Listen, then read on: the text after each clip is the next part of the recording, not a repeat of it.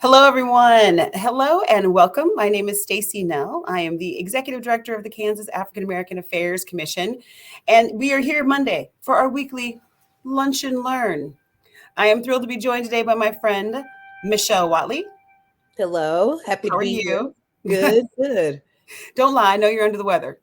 I am under the weather.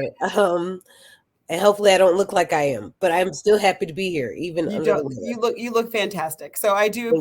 I do appreciate you coming on, even though you may let it know that you were not feeling super well. So we can make this discussion short and to the point. There's just some information I definitely wanted to get out. Can you hear the tornado sirens? We can, but they're not a distraction. Okay, Yeah. okay. That's why I'm always like, oh, these noon tornado sirens. But there's some information I wanted to get out specifically about your work with Shirley's Kitchen Cabinet. But of course, the first question I always ask all of my guests: what are you having for lunch? Oh, that's a good question. Probably chicken broth because I'm not feeling my best. I wish I was having Gates, like a Gates wing pack. That's what I'd prefer to have for lunch. But I'll probably stick with chicken broth for today. Okay, it's serious if you're just on chicken broth. Oh, yeah. Yes, I am just on chicken broth and water. Okay, I need to get better because we've got a lot of work to do in the Capitol building, and I want to make sure I'm up to the challenge. definitely, definitely. Well, let me tell the people a little bit about Shirley's Kitchen Cabinet and yourself. So Michele Watley is a political activist, political operative who's run political campaigns here locally and nationwide. She founded Shirley's Kitchen Cabinet in 2018, which is a nonpartisan, non-profit organization dedicated to amplifying the voices and power of Black women through education and advocacy so they can be effective advocates for issues that matter to them and the communities that they serve. The organization has four focus areas: economic prosperity, health and vitality, education, and the eradication of violence. So, thank you so much, Michele, for coming on today. I wanted you and I met first. It was like 2017 or something like that. 2017, 2018. Yeah, I think so.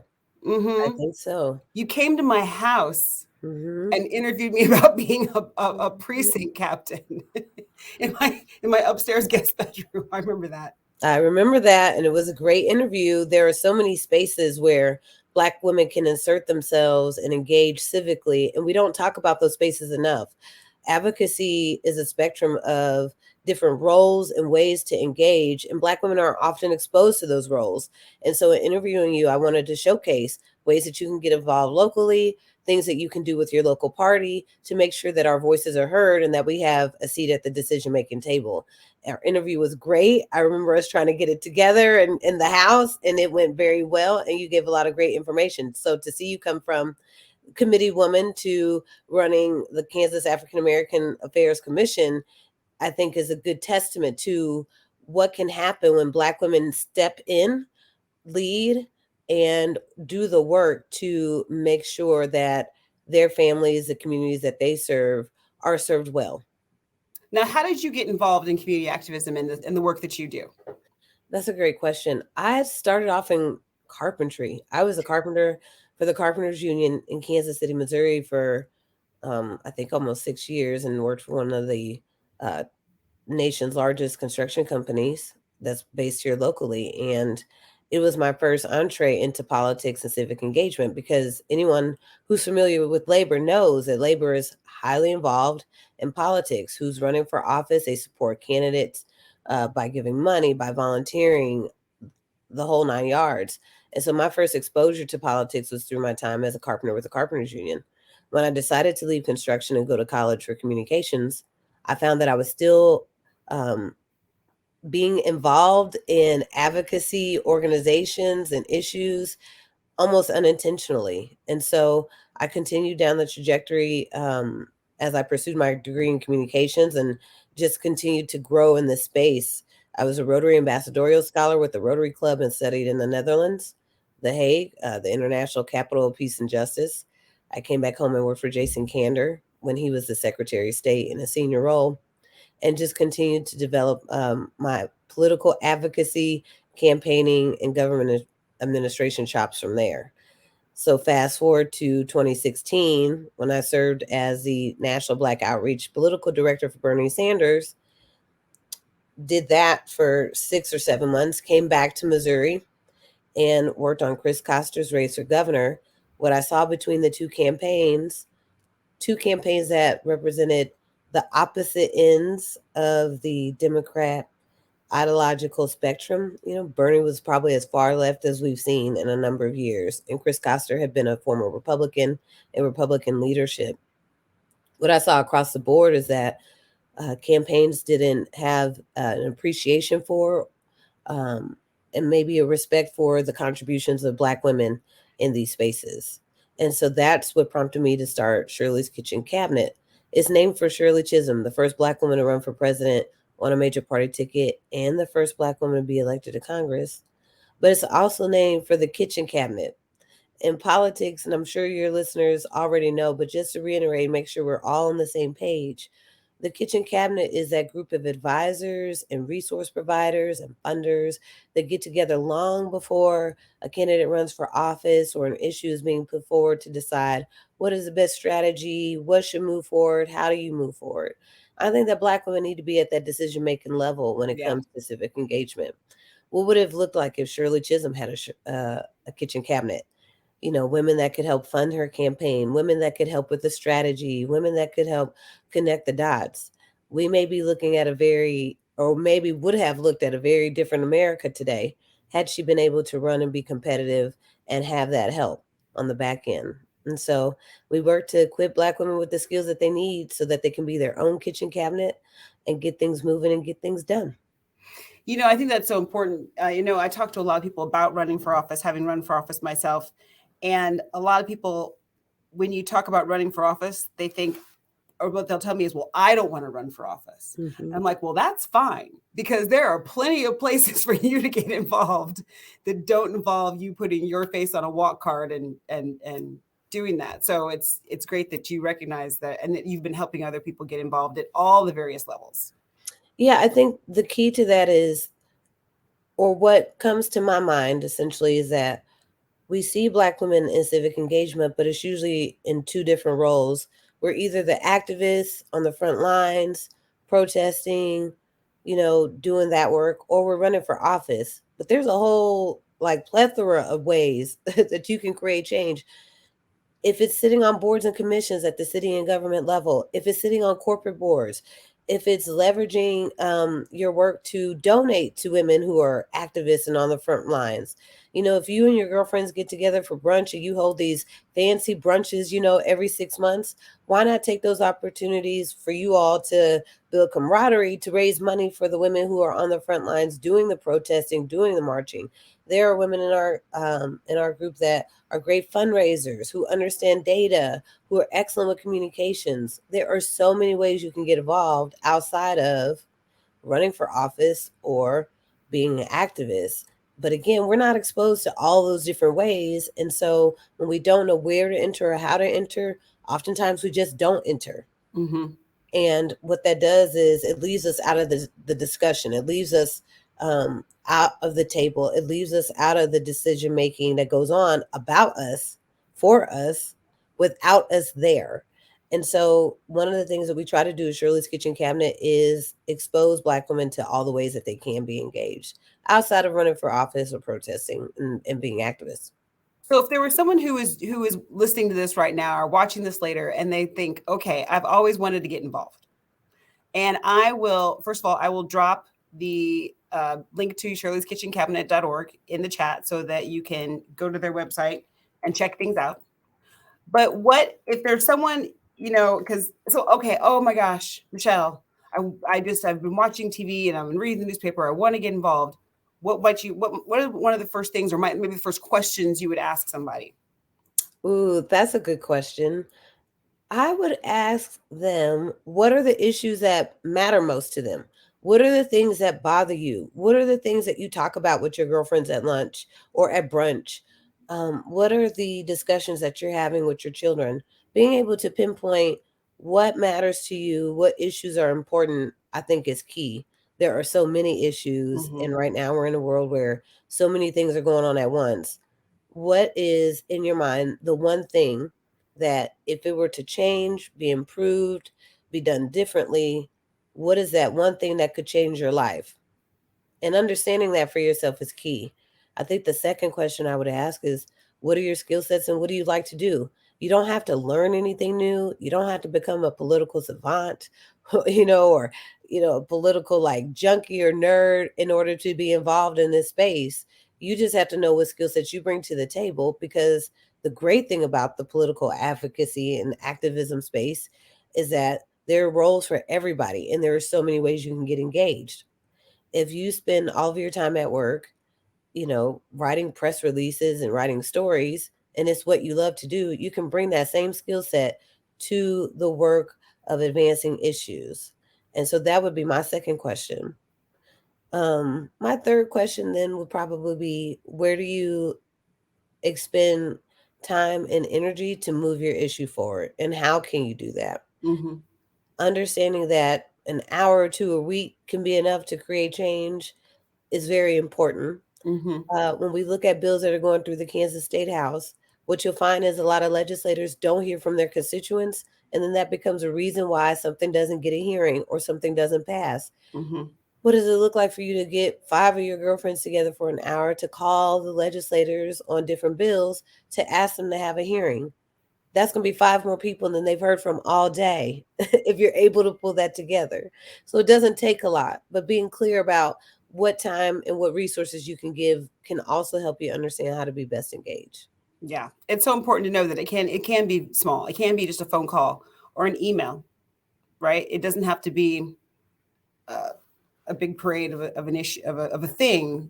But I think a lot, like you mentioned, that some people are overwhelmed, so they don't think to do anything. But definitely. So I've dropped the link to shirleykitchenscabinet.org in the chat. So if people have questions or just want to learn more, please go out and check things out. But then specifically, I did want you on today to talk about the Crown Act. I know that's something in particular that you've been advocating for years. And as a Black woman in the state of Kansas, rocking my braids, this is something that is near and dear to my heart. So can you give people a sort of a background on the Crown Act and what has happened up until this point and what we hope to see going forward? Of course. And so we worked with Senator Foscato back in, I think it was 2020, to introduce the Crown Act. The Crown Act is a national push or national effort created by Dove, with the Crown Act standing for creating a respectful and open world for natural hair. And the work around the Crown Act is to essentially eradicate discrimination based on hairstyles and textures. And I think many of us would go, well, that seems a little far fetched for people being discriminated against. If you're a Black woman, you've experienced hair discrimination in one form or another, whether it's that you've been asked to change your hair at work, you've been suspended from work or disciplined for your hairstyle, or even if you've done the work to mitigate issues related to your hair by straightening your hair before a job interview or straightening your hair to go to work. We have all experienced, in one way or another, backlash and pushback related to our natural hair. And so this bill works to essentially add to the definition of race uh, hairstyles like locks, braids, and twists so that employers, academic institutions, and schools can't discriminate based on your hair. On the surface, it seems innocuous. It seems like a simple issue. It doesn't feel very large scale. But what you'll find is when you look at grooming policies in employment sectors or in schools, they'll have rules that say you have to be groomed and professional, right? Everybody has to look good when they go to work. That's an expectation. But what you'll also see added to those rules in some spaces is that it will explicitly name hairstyles like locks, braids, or twists as hairstyles that can't be worn at work because they're not professional. Hmm. Now, the problem with that is, again, a rule like that seems like it applies to everybody, but we all know there's only one group of people wearing locks, braids, and twists, and that's Black people, Afro Latino people, Native American people. And so when you have rules like that on the books, what you get is racism by proxy. It's racism that's not overt or easily obvious, but it creates a system or situation in which one group of people is being isolated and picked out based on rules that on their surface seem like they apply to everybody. Mm-hmm. And so what we're working to do is with the bill in the Kansas State House, Federal State Affairs Commission. We've got Representative Stephanie Clayton, who has carried the bill and is working to champion it in the House, House Bill 2044. And then again, Senator Aletha Foscato on the Senate side, Senate State Affairs Committee, uh, Senate Bill number 36. And so what we're hoping to do right now is to get a hearing in both Fed and State Affairs committees so that we can have the opportunity to talk about the issue, to share with those committee members why this is important, and then move the bill forward. What we've learned also is the bill, again, on its surface seems like it's just about hair. But what we're really talking about, if you look down the water and the larger part of the iceberg, so to speak, we're talking about economic prosperity. We're talking about health and safety. This isn't just an issue about hair. When you look at recent studies that show that women who use chemical relaxers just 4 times a year face an increased risk of uterine cancer and fibroids and breast cancer, an increased risk of up to 80%. That's a problem. When you look at the chemical makeup of relaxers and the damage that you may suffer just from getting relaxed on a regular basis, chemical burns and the like, alopecia, all of these other health issues, it becomes more than just hair. We need to ensure that people are safe, that people are not risking cancer just to follow arbitrary rules about grooming that are unnecessary in the workplace. Whether you have locks, braids, or twists, it doesn't impact your ability to perform on the job. We talk about the economic impact. Black women spend more than 9 times what other women spend. Go ahead. I want to back up to make one point about one thing you just said, because Yeah, I think this is an important point that I've heard you say on several times, is that you used to work as a carpenter. Yes. So as a carpenter, you had to have a hard hat. Mm-hmm. And did you wearing your natural hair ever impede with the safety of your work as a carpenter? No, not at all. And I've had this head full of natural hair the entire time I was a carpenter. I've led crews, led jobs. I had no issue, because the issue isn't being able to adhere to safety rules or regulations. And we're not trying to create a situation in which employers are not able to adhere to safety rules and regulations. What we're trying to make sure happens is that employers can adhere to those rules without isolating employees who are wearing their hair in the way God made it to be. Right. I just wanted to make that point, because even I've talked to a legislator and, they're like, oh, well, safety. And I was like, no. No. See, I wore braids. It was actually easier to wear braids and put all my hair under the hard hat than it would have been to straighten my hair and like put it under the hard hat. I was always asked as a carpenter, and when I say carpenter, again, I led jobs. I didn't hold the sign. I've hung doors in the H&R Block building. The Nebraska Furniture Mart was my first job. Like, I know how to use a table saw and a drill and all of these things. I can build things. We were always asked to ensure that our hair, for instance, didn't hang down so it wouldn't get caught in a table saw or drill. We were always asked to put our hair up. Whether your hair was straight, whether your hair was in braids, whether your hair was in locks, you had to ensure that your hair was put up. But I was never asked to not wear braids or locks or twist. The carpenters didn't care how you wore your hair as long as it was put up. And that's the differentiating issue that we're trying to make clear. It's not that you can't tell your employees to adhere to those standards. We're asking that you don't specify specific hairstyles that, again, have nothing to do with the ability to do the job. Right. Good. I just wanted to make sure that we made that point, because I know in conversations that I have had that specific point has come up. It's like, this is not the safety issue.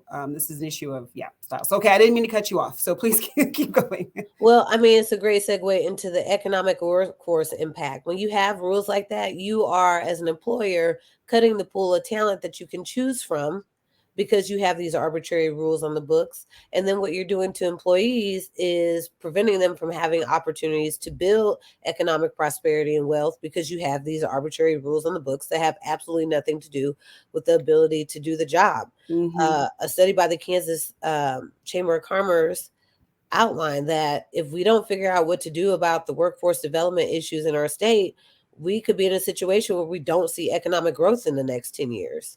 One of the recommendations that they came up with was to essentially attract talent and show that Kansas values a workforce that's diverse, a workforce that's talented.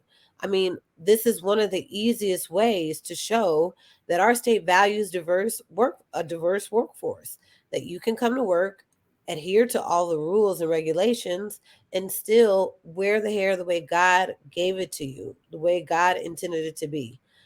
I don't know that God, in my opinion, God don't make mistakes. And when he made my hair curly, he did not make a mistake. There's nothing wrong with my hair, but I want to ensure that, at least with this bill, that again, Black people can wear their hair the way God gave, the way God intended, and still be economic drivers in our workforce. Right. Even when you think about competition, regional competition, the states in our region that are at the top of the economic scale, states like Minnesota, Iowa, and the like, these are states who are our biggest competitors, and they have all passed the Crown Act.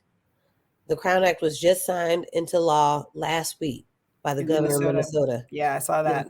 If we want to be competitive, if we truly want to be competitive, and we truly want to grow our economic prosperity across the state, if we want to ensure that Kansas is an economic driver and that we can grow our economy here in this state, then we've got to be on the forefront of the issues that are preventing growth in the workforce and employers from having access to a good talent pool. And just to name, Black women are the fastest growing group of entrepreneurs in the region. Between Kansas and Missouri, Black women are the largest group of entrepreneurs, fastest growing group of entrepreneurs. We don't want to impact or enact laws that prevent them from growing their businesses, but we do want to enact laws that allow them and their employees to show up for work, to contribute, and to ensure that Kansas has an economy that's thriving. Okay, so now how can people help you with this Crown Act issue? And like I said, for me, I want to back up even to say, because I know when I ran for office, it was in the area of Olathe, DeSoto, and Gardner. So for me as a Black woman, and this is what my hair looked like, less gray, but this is essentially it. And it was something I seriously thought, what am I going to do with my hair? Right? Like, Yeah. I don't know how many candidates who don't look like me sit down for a second and think, what am I going to do with my hair? Not what am I going to do with my hair for this photo shoot for my walk card, but the question, what am I going to straighten my hair? Am I going to wear my hair in braids? What am I going to do with my hair? What is it going to say about me if I put my walk, how are people going to react? Knowing that I was sending these walk cards into DeSoto and Gardner, right? Like, I'm not sending them into KCK, I'm sending them into rural parts of Johnson County. And to think, okay, that I had to make a decision, that I was going to go with this.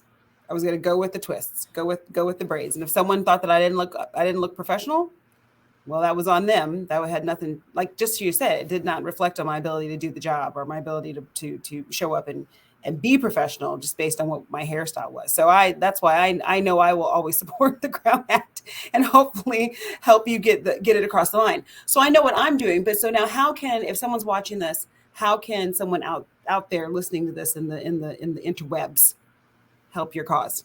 Yeah, I think first, looking up both bills, the House Bill 2044 in the Fed and State Affairs Committee, and Senate Bill 36 in the Fed and State Affairs Committee on the Senate side.